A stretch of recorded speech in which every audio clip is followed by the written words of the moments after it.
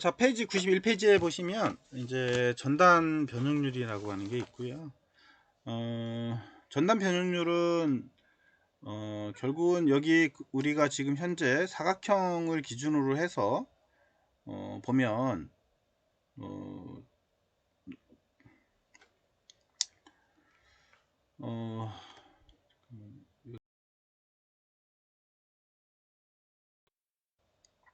어, 요 사각형에 그, 그 요소를 가지고 우리가 전단 변형률을 볼 수가 있는데, 이 사각형 요소에서 그 전단 하중을 여기서 이제 작용을 하게 되면 요 상하면에 이제 그 변형 상하면에 그 변형이 일어나게 됩니다. 상대적인 변형, 이만큼의 이제 변형이 일어나게 되고, 그렇게 해서 이제 양단 간의 요 길이가 양단 간의 이 길이가, 그러니까 어떻게 보면 이제 양단의 수직 길이가 되겠죠. 이 수직 길이가 변형이 일어나서 힘을 여기로 받으면 이렇게 이런 모양, 이 점선 모양으로 변화가 일어나겠죠. 그죠? 그러면 결국은 이 길이도 L도 변화가 일어나서 길어질 거고요. 그죠? 결국은 이 폭은 똑같지만 이 길이는 이제 길어지는 그런 현상을 가질 거예요. 그래서 힘은 여기로 받거나 혹은 여기로 받거나 이렇게 하게 돼서 변형이 일어나더라. 그래서 이렇게 전단 변형률이라고 하는 거는 사각요소에서 전단 하중이 작용해서 상하면에 그 변화가 일어나고요. 그 상대적인 변화의 그 발생을 했을 때 양단 간에 이제 이 수직거리가 변하게 되고, 그 변화되는 그 율을 우리는 이제 전단 변형률이다 이렇게 얘기를 한다는 거죠. 그래서 전단 변형률이라고 하는 거는 요 길이와 그다음에 요 변화된 양, 그죠? 을 나누면 되더라 라고 하는 거예요. 그래서 그리고 요 각은 각으로 표현하면 이게 이제 전단 각이라고 하는데, 이 전단 각으로 표현하면 탄젠트에서 이제 이렇게 각으로 표현할 수가 있다 라고 하는 거예요. 그래서 이제 그 거기 뭐 그림 91페이지 하단에 보시면 거리 L만큼 떨어진 두 평면의 수평 방향으로 전단 하중을 받아서 사각요소의 점선 모양으로 변형이 이제 이루어진다는 거죠. 그래서 변형이 이만큼 일어나게 되고요. 그리고 거리 L도 이제 변화를 일게 되는데, 얘하고 그 다음에 이 L의 변화의 관계를 이제 변화량이다. 그리고 요 이제 변형이 미끄럼 변형이라고 이제 한다는 거죠. 그리고 이제 단위 길이에 대한 미끄럼 변형을 전단 변형으로 이제 우리는 정의한다라고 하는 거예요. 말 그대로예요.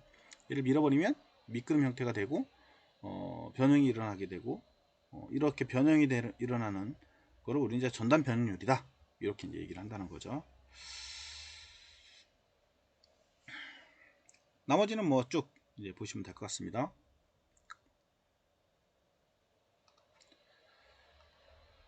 자, 그 다음에요. 다음 페이지로 넘기시면 이제 93페이지에 이제 탄성 법칙이라는 게 있습니다. 탄성 법칙. 요 탄성 법칙은 이제 그 훅 법칙하고 그 다음에 탄성 계수로 우리가 얘기를 할 수 있는데, 결국은 이제 재료 내부에 발생하는 응력이 그 결국은 이제 변형률에 정비례하는 것, 그 정비례하는 거, 변형률에 정비례하는 거죠. 응력이 이제 변형률에 정비례해서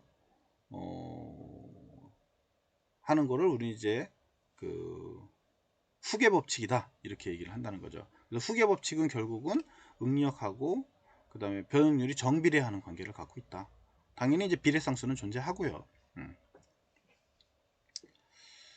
그래서 변형률이 높으면 응력도 그 비례적으로 발생을 하게 되더라 라고 하는 거죠.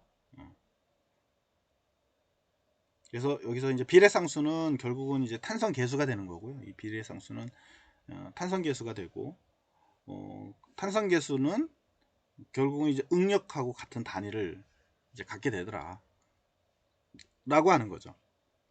그래서 뉴턴 표현하면 뉴턴 그 다음에 제곱승 이렇게 된다는 거죠. 혹은 기가 파 이렇게 표현한다는 거죠. 이게 이제 탄성계수라고 하는 거는 결국은 응력하고 같은 단위를 쓰고 있다 이렇게 보시면 될 것 같고요. 그 다음에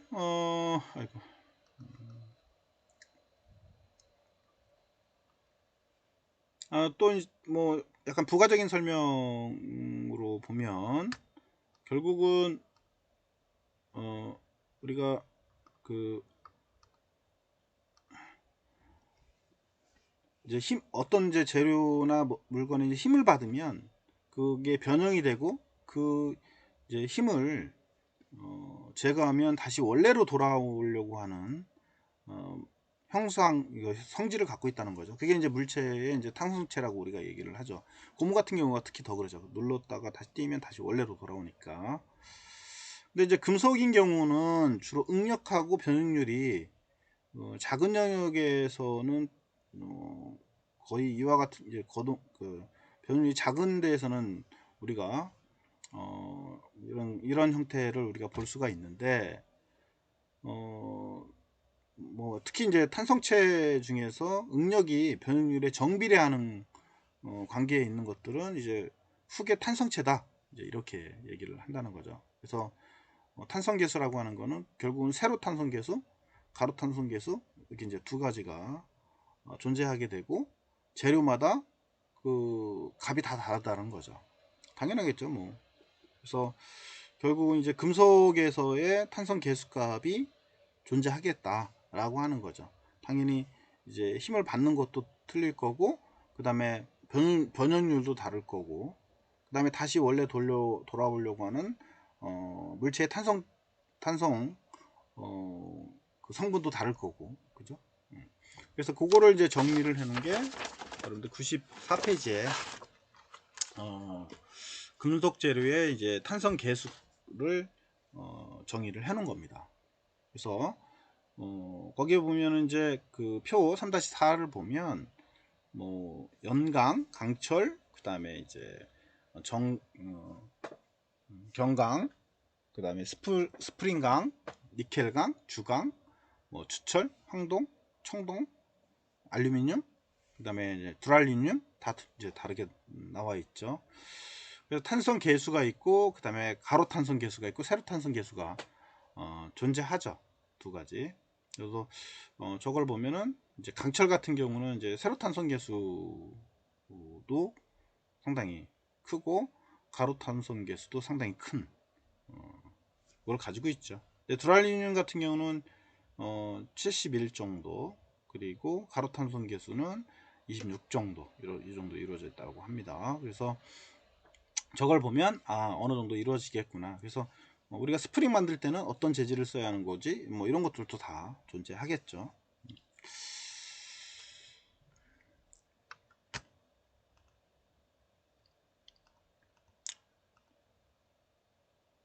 자, 그래서 거기 결국은 우리가 이제 그 탄성 계수라고 하는 거는, 그러니까 세로 탄성 계수, 뭐 그다음에 이제 뭐 가로 탄성 계수, 그다음에 뭐 전단 탄성 계수, 이렇게 이제 여러 가지가 있는데, 두 번째는 이제 세로 탄성 계수를 보면 결국은 이제 인장 혹은 이제 압축 하중을 줬을 때 발생하는 수직항력 혹은 이제 축 방향으로서의 변형률 과의 이제 비를 우리는 이제 세로 탄성 계수다.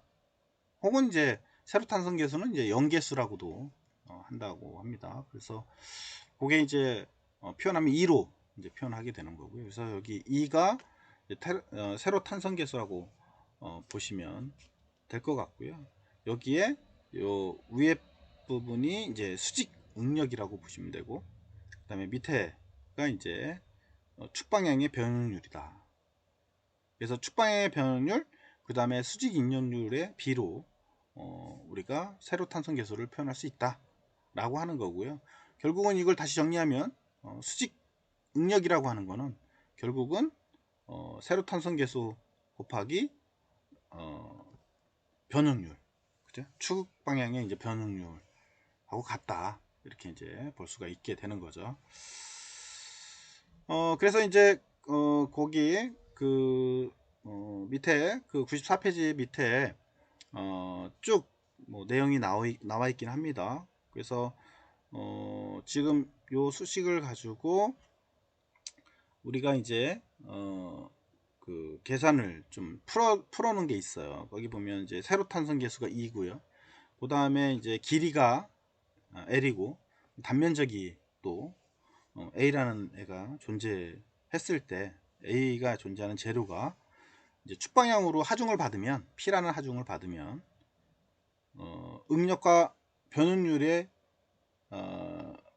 우리가 정의에 의해서 거기에 그 수식, 이게 지금 제 거에는 이제 안 넣었는데요. 거기 여러분들 책에 94페이지에 수식을 좀 봤으면 합니다. 그래서 얘가 이제 좀 더 표현을 한다라고 하면 결국은 이렇게 되고요. 그 다음에 이제 A라는 애가 있고요. 단면적. 그 다음에 이제 P가 있고요. 그죠? 그래서 이게 이제 그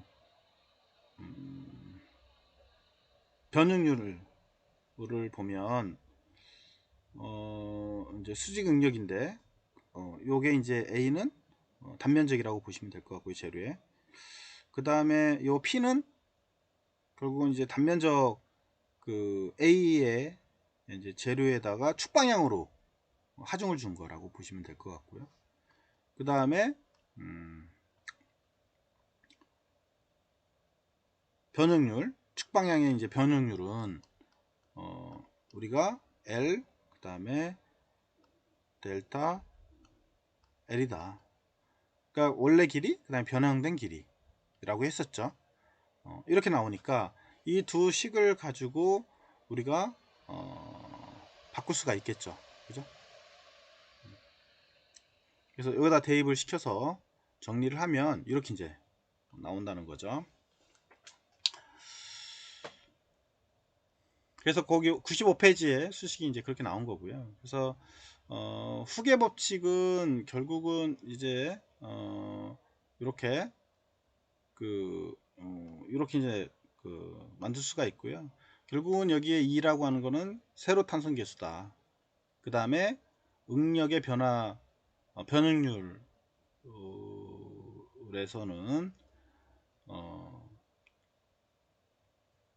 그 선도에서의 이제 비례 한도 이내에 이제 직선 부분의 기울기가 된다라고 하는 거고요. 나머지는 뭐 거기 쭉 읽어보시면 될 것 같습니다. 뭐 큰 의미는 없고요. 그래서 결국은 이제 금속과 같은 탄성 변형을 일으키는데 큰 응력이 요구되는 재료들은 주로 이제 큰 탄성 계수의 값을 갖고 있고, 그 다음에 이제 고무와 같이 잘 드러나는 이런 이제 재료들은 이제 작은 값을 갖는다라고 하는 거고요. 그래서 강철의 이제 세로 탄성 계수가 대략 한 이 정도 나온다. 뭐 이렇게 정의를 이제 해놓은 거니까 이건 참고로 여러분들이 읽어보시면 될 것 같습니다. 자, 그 다음에 거기 95페이지 하단에 보면 이제 전단 탄성 계수라는 게 있어요. 요 전단 탄성 계수는 전단 하중을 받았을 때 발생하는 이제 전단 응력이라는 게 있을 거고요. 그 다음에 전단 변응률이 있을 텐데, 요 전단 응력과 전단 변응률을 과의 이제 비를 우리는 이제 전단 탄성 계수다, 이렇게 얘기한다는 거죠. 그래서 요게 이제 전단 응력이고요. 전단 응력,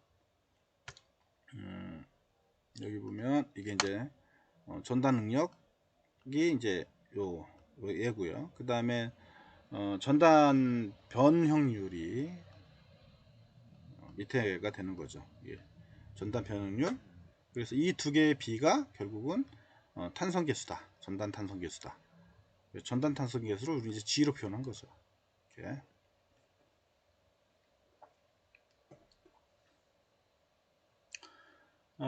그래서 이제 가로 탄성계수 또는 이제 강성계수라고 우리가 일반적으로 한다는 거죠. 요 G라고 하는 거는 이제 가로 탄성계수 혹은 강성계수 뭐 이렇게 용어로 쓴다 라고 하는 거예요. 그래서 용어 정리는 좀 하고 넘어가시고요. 자, 그 다음에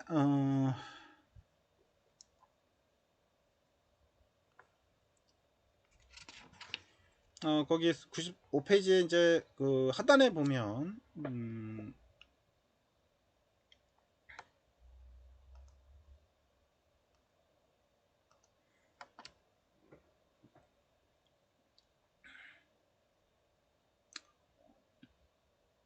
미끄럼 변형량과 전단각이라고 하는 게 나와 있습니다.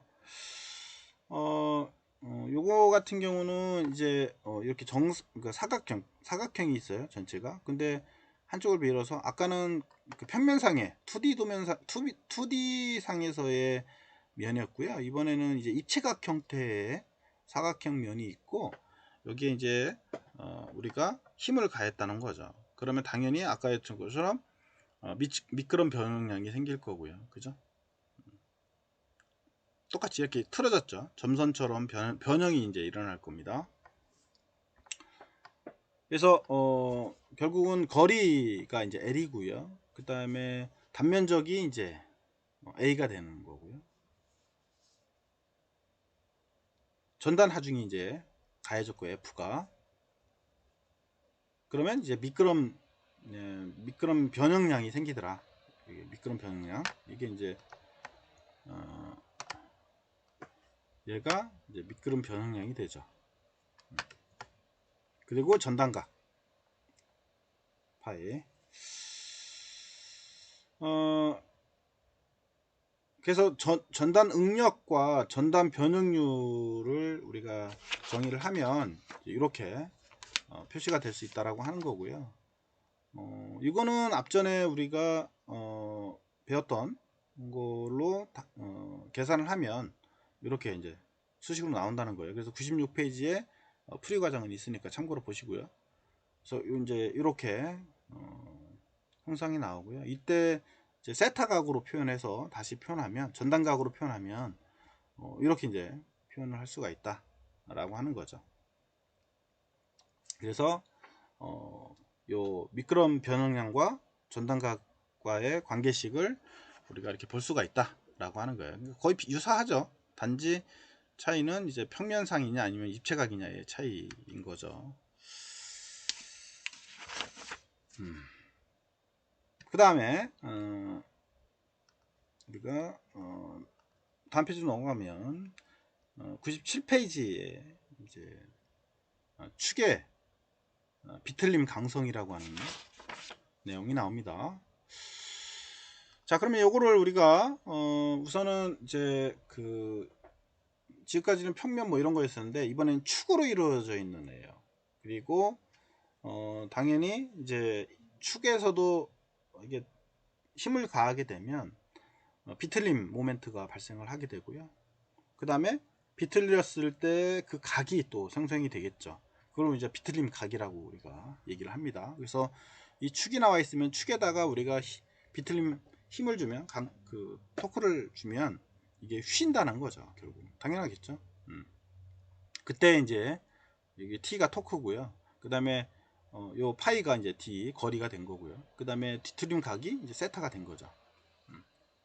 그 다음에 여기서부터 여기까지 원통형 축이 나온 거리를 이제 우리가 L 표현한 거라고 보시면 될 것 같아요. 그래서 토크를 전달하는 축은 이제 어느 정도 비틀린다는 거고요. 그 다음에 비틀린 각이 커지게 되면 재료의 탄성에 의해서 이제 진동이 원인이 되기도 한다는 거죠. 그래서 우리 건물 같은 경우 뭐 비틀리거나 하면 이제 진동이 발생한다고 하잖아요. 그리고 축 강도와 별개로 비틀린 각을 용도에 맞게 특적감 이하로 제한해서 사용해야 한다. 이게 비틀림이 너무 많아지게 되면 문제가 되는 거죠. 그래서 어쨌거나 이 비틀림 각도는 용도에 맞게 특정한 값으로 해서 제한해서 사용을 하고 있다 라고 보시면 될 것 같아요. 특히 뭐 건물 같은 경우가 더 그럴 것 같아요. 건물이나 아니면 뭔가 지지를 하고 있는 지지 이런 지지대 이런 것들이 대표적일 것 같아요. 자, 그래서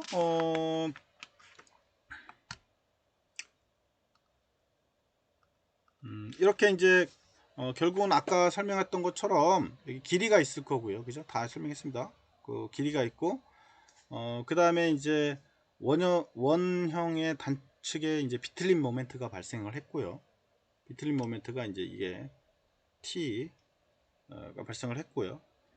얘는 이제 뉴턴이 되겠죠. 단위는. 그 다음에 축 끝단에 이제 비틀림 각이 생기더라 라고 하는 거고요. 그래서 그거를 이제 수식으로 표현하면 이렇게 이제 표현이 되더라. 각이라고 비틀림 각이라고 하는 거는 결국은 G 이거는 이제 G라고 하는 거는 이제 결국은 축의 전단 탄성 계수고요. 계수입니다. 그 다음에 IP라고 하는 거는 축의 관성 모멘트더라. 이게 축 방향으로 해서 이제 관성 모멘트가 생기겠죠. 그 관성 모멘트. 그 다음에 세타는 이제 비틀림 각으로 표현하고요. 그래서 축 길이가 L인데 그 축 길이에 비례를 하고요. 요 비틀림 각이라고 하는 거는 축 길이에 비례를 하더라. 그러니까 길이가 길면 길수록 각은 더 커지게 되겠죠. 그 다음에 GIP는 그 각하고는 반비례 관계를 갖고 있더라 라고 하는 거예요. 그리고 라디안이고요. 그 다음에 GIP의 값이 클수록 비틀림 변형에 대한 저항이 크다는 것을 의미하더라. 그래서 얘가 커지면 클수록 얘는 각도는 작아들겠죠. 그죠? 반비례 관계니까. 결국은 이 밑에 값이 커지면 커질수록 비틀림이 줄어드는 거죠. 비틀림이 안 생기는 거죠. 아주 안전하겠죠. 당연히 비틀림이 많이 안 생기니까. 근데 얘가 GIP가 작아지면 작아질수록 결국은 보다 비틀림이 각도가 더 크게 각을 이룰 수가 있다 라고 하는 거예요. 자, 그렇게 해서 이제 아까 요 원형 자체에 속이 꽉 차 있는 경우, 그죠? 여기에 보면 이 원형이 꽉 차 있는 경우하고 꽉 차 있지 않고 이제 통으로 되어 있는 거하고 뭐 종류에 따라서 이제 다양한 형태가 만들어질 거예요. 그래서 그 원형이 속에 꽉 차 있는 단면축일 경우는 IP가 이렇게 나오고요. 그때 비틀린 각은 이렇게 이제 표현한다는 거죠. 그 다음에 얘를 도로 표현하면 이렇게 180도의 파이로 해서 변화가 되고요. 그것도 거기에 여러분들 책에 정리가 돼 있어요. 참고로 여러분들 보시면 될 것 같고요. 결론만 보고요. 그 다음에 얘가 이제 속이 이제 텅 비어 있는 원통형의 단축이다. 그러면 이제 요 안에 길이가 이제 빠진 거니까 D가 줄어든 거예요. 이 D라고 하는 거는 이거잖아요. 여기 이 D가 여기 중간에 뻥 뚫린 거니까 여기가 이제 이렇게 해서 원형이 뚫린 거예요. 그러면 전체에서 이만큼 뚫린 만큼 빼야 되겠죠. 그래서 결국은 여기에 지금 현재 빠져 있는 게 여기 뒤에서 뒤 뺐잖아요. 빠져 있는 게 그래서 이제 안에 비어 있을 경우는 이만큼 뺀 거예요. 그래서 다시 정리하면 이렇게 이제 정리가 되더라 라고 하는 거죠. 뭐 이거는 수식은 굳이 우리가 다 알 필요는 없을 것 같아요. 그냥 의미만 그리고 정도만 알고 넘어가시면 될 것 같습니다. 자, 좀 쉬었다가 그 다음 나가도록 할게요.